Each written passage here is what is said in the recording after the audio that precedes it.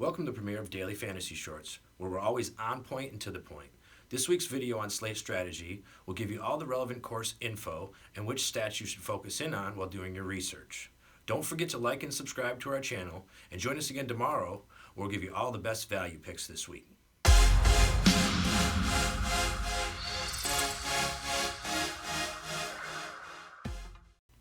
Before we can decide what stats we want to evaluate our golfers on to give ourselves the best chance of success, we need to have an idea of this course layout.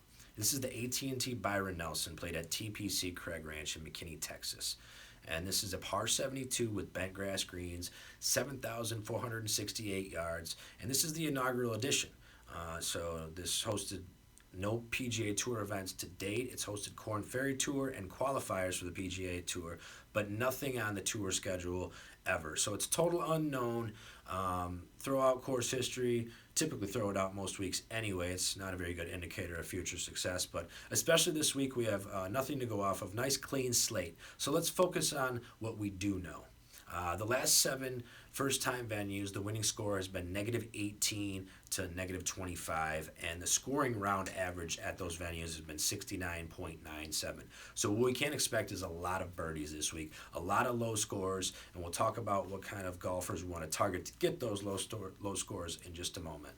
Another known thing that we can focus on is the layout of the course itself. It has 83 bunkers, 13 holes with water hazards. There's not much rough to speak of. This is an American Links style course, so think open, windy, some days. We'll talk about the weather in a minute, but precision iron play is going to be essential with those 83 bunkers, 13 holes with water hazard, and the layout sort of gives rise to a lot of 175-yard approach shots, so that we'll take that into account in a moment. And there's 2 drivable par 4s. Do we use golfers who can hit those par 4s, or is this a week that people are going to be laying up? So a couple decisions to think about as we do our research moving forward. The weather this week is going to be in the 60s and 70s Thursday and Friday. There's no precipitation, no wind that's going to impact the golf on Thursday or Friday. But Saturday, there are 10 to 12 miles per hour winds after lunch. That's typically not going to impact us too much.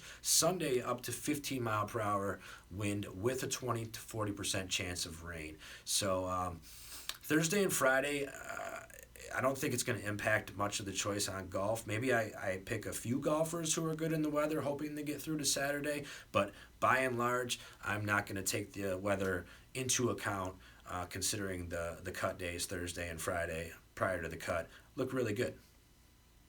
Okay, so now that we have a good idea of the course layout, that's going to drive us right into our 4 categories that we're going to evaluate our golfers on this week to give ourselves the best chance of success on DK.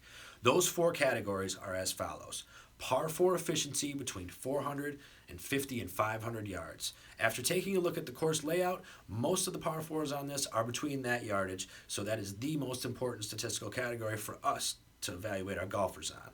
Second is greens in regulation between 175 and 200 yards. Main reason being, with so many hazards and the many par 4s in between 450 yards, we're going to have a lot of approaches between 175 and 200 yards, and we really need golfers who are proficient from that range. Third category will be strokes gained off the tee. There will be 2 drivable par 4s, and I think it's essential for us to get a couple bombers in our lineup that are going to have a shot at hitting eagles on those par 4s and par 5s this week.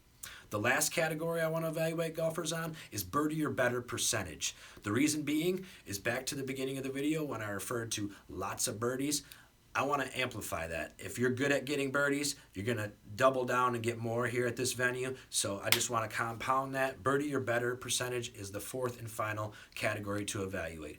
And lastly, a bonus category. Since this is a brand new venue and we have total unknown for the most part as far as history goes, I want to throw a couple guys in, not every lineup, but sprinkle in some Texas golfers, some people who are familiar with the venue, maybe locals, and just some people who have played there before who might sort of know the ins out and out of the course. But that's just going to be sprinkled in. Not a lot of weight in that, but I do think that you can get creative in that regard for your lineups this week.